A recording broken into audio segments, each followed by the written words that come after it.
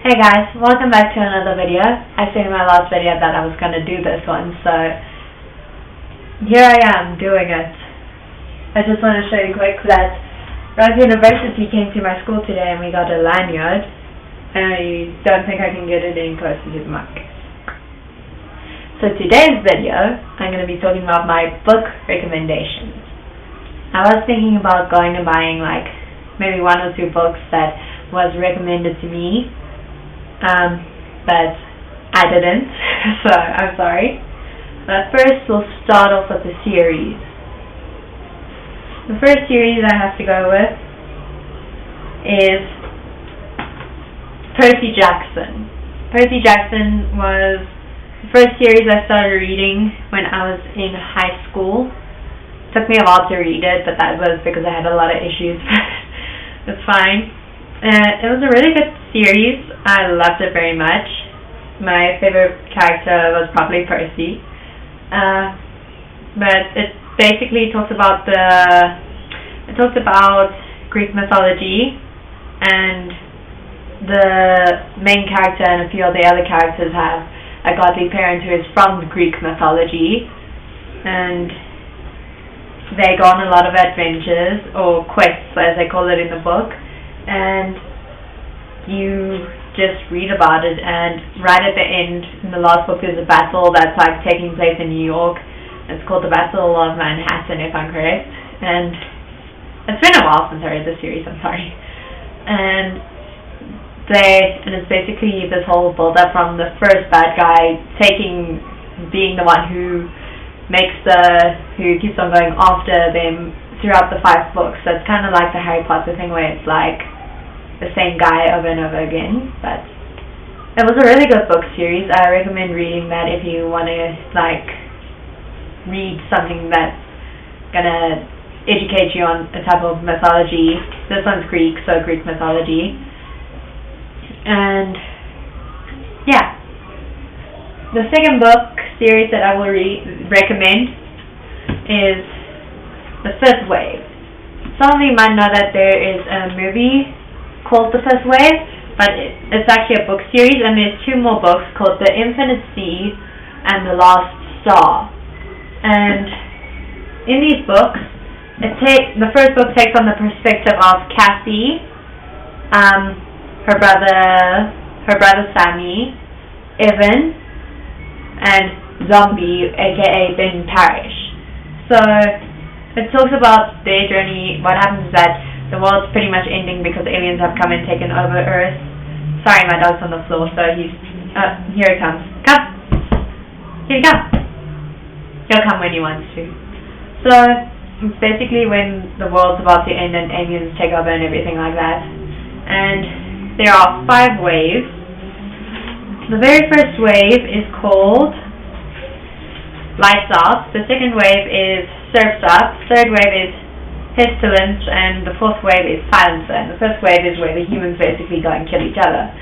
But because aliens are planning for them to like try and attack each other, and the way they like set that up in everyone's minds is like really interesting, so you should read it to find out.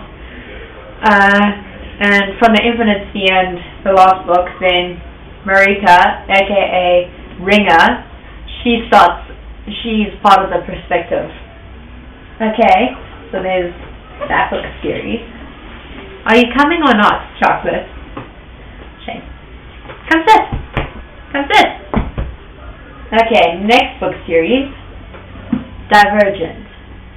So I actually want to buy the newest version of these books because I have extras that oh my word. Come here. Wee! Okay. Sit. So I want to get the newest version of this book series because it has extras that I haven't seen before, and those extras I have 4 from that, but I don't have the actual thing. So this book series has 5 factions: Abnegation, Eurydice, Dauntless, Amity, and what was the last one? Candle.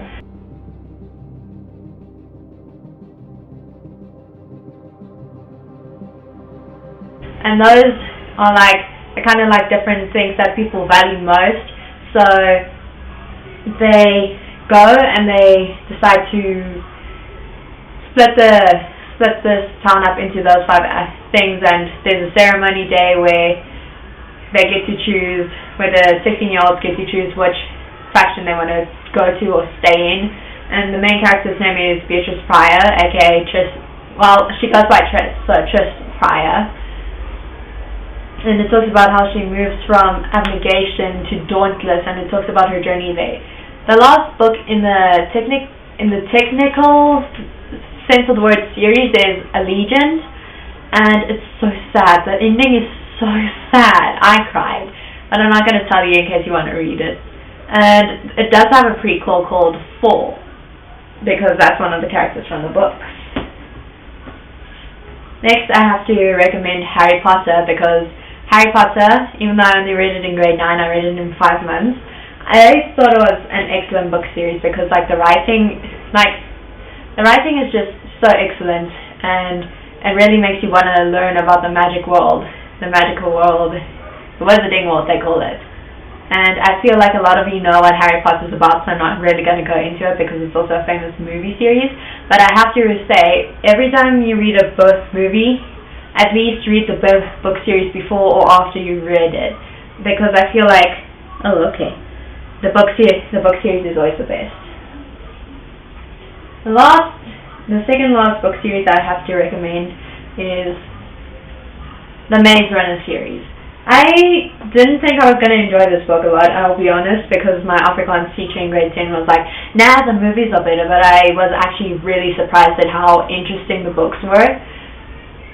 I was really surprised at how interesting the books were, and it starts off with Thomas waking up in the maze, and it starts with Thomas waking up in the maze, and it talks about how he has to finish the maze trials. The second book is the Scourge trials, and the third book is like the guys decide, no, they're done with trying to help Wicked, so they're gonna try and leave, and it's that kind of thing. And the whole thing revolves around this disease called the flare, and it's like the things they had to go through in order for them to for Wicked to get a blueprint of everyone's minds to see who's infected and who's not and why it's like that. They never actually find the answer, I'll just tell you that, but it's interesting to see like what Thomas goes through and everything like that. And then the last book series I have to recommend, this is my absolute favorite. Oh no, here comes Teddy. The Trials of Apollo. This is the third series that's connected to Percy Jackson. So, like, there's Magnus Chase and the Kane Chronicles. Those don't technically go in with Percy Jackson unless you want to come a few times. Annabeth actually showed up in Magnus Chase. But there's 3 series that connect to each other, which is Percy Jackson, Heroes of Olympus, and Trials of Apollo. And Trials of Apollo was my favorite. It talks about how Apollo, after Heroes of Olympus, is sent down to Earth to kind of like go on these quests to try and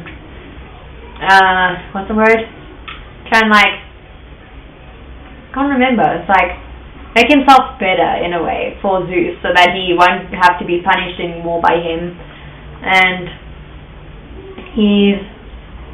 because Zeus thinks it's his fault that Octavia died. No, Octavia's not even his name. That's a girl's name. I'm sorry. It's not Octavia. It's Octavius, if I remember. So like, he told his one son something, and then his son went ahead and did it, and then he almost killed everyone. So Zeus was very angry at Apollo, and Apollo is his son. And this talks about like how what Apollo does to get back into his good graces, and he actually learns a lot about himself and a lot about people that he never knew before. So I thought that was like really interesting, and it was sad at some times. It was very sad at some parts. I didn't cry, but it was also really great to read. I just loved the writing style of Rick Riordan. He's my favorite writer. And now we're going to go into the singular books. This kind of is a singular book, but it's also not. So it's the sequel to the prequel of The Maze Runner. So in this book, it talks about the very first point of view is Newt's perspective. It doesn't say his name or anything like that, but you know it's Newt. And then from then on, it speaks in Thomas's perspective, and you don't learn all of them, but you learn some of the main characters' original names. Like, you learn Thomas's, and you learn Teresa's, and you also learn, no, not really. Frypan had a name before Frypan, but it wasn't his real name. But it's like interesting to read that. The next book is The Giver. My English teacher actually recommended that I read this book. My English teacher of last year and this year recommended that I read this book. Stop it. Read this book. It was one of her favorites growing up as a child. And I thought, yeah, I'll read it. And I did really enjoy it. The main character's name is Jonas. And Jonas is 12. And in his community, no one argues or gets into war fights, but they also don't have free will. They get given what job they're going to do for the rest of their lives, and Jonas gets chosen to be I forgot the name. Jonas gets chosen to be the giver. No, what? He gets special training from the giver so that he can take over the suffering of everyone else that no one else will ever understand, but he finds out what happens to people, and he decides to leave. And he actually has this little baby. It's not his, but he sees him as a brother, and he decides to leave and take him with because he realizes how wrong the society is. And the giver actually gives him training and tells him about this because he loves Jonas and he wants him to know the truth. So that's why he does it. The next book is also kind of a single book, Demigod the Magicians. This is where, also Rick Riordan, what happens in this book is that it's 3 short stories. I'm not going to read the names out because I will probably say them incorrectly, but it's 3 short stories. One is in Carter's perspective from the Kane Chronicles, where he meets Percy Jackson. The second is in Annabeth's point of view, where she meets Sadie, and the last one is in Percy's point of view, where Annabeth, Carter, and Sadie are all together and they fight this demon thing. So I thought demon thing. They fight this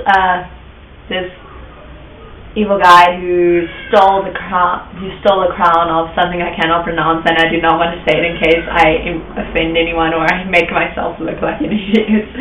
But it's the whole thing's like a build up. Every story is a build up to the next one, and it's really interesting how they meet each other and how they're when they first meet each other, who are you? And then they realize they're going to need each other and that they're going to be called for the last book at some point, and they finish the quest kind of thing. The second last book, that's singular, is The Children of Willowstein Lane.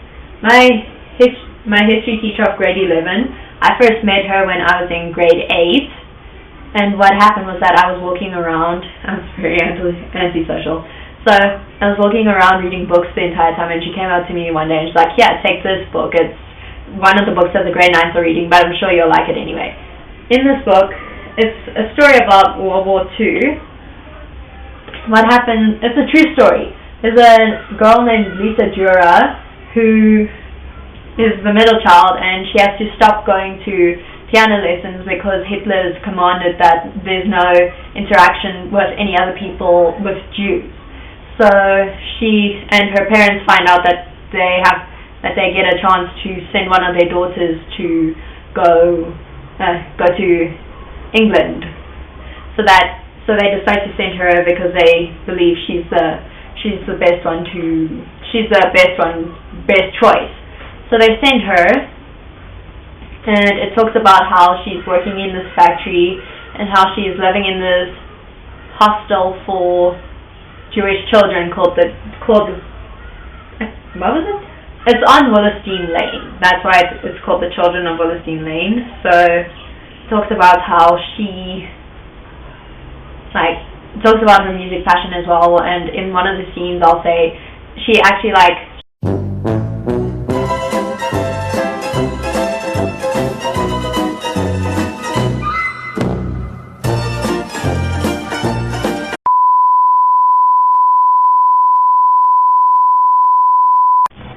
Okay, so the camera cut out yesterday because the thing died, so I want to go through this book really quick. This is The Short Second Life of Britannia. You don't need to have read Twilight in order to understand this book, so it's kind of like its own single book, which is why it's in the singular books. And it's one of my favorite books. It's my comfort book, basically. And in this book, Bree meets someone who she can kind of hang out with, and then something happens to him and something happens to her, and we all know what happens to her if you've seen Eclipse. And I want to read the last few sentences here, and it says, "Take care of that, Felix," Jane said indifferently, nodding at me. "I want to go home." "Don't watch," the red-haired mind reader whispered. I closed my eyes. And it's a sad story, but it's also so beautifully written, and I love it so much. And I want to say that the only thing that's changed between this book and the Twilight series is that Edward's now a redhead. I don't understand where that came from, but it's there.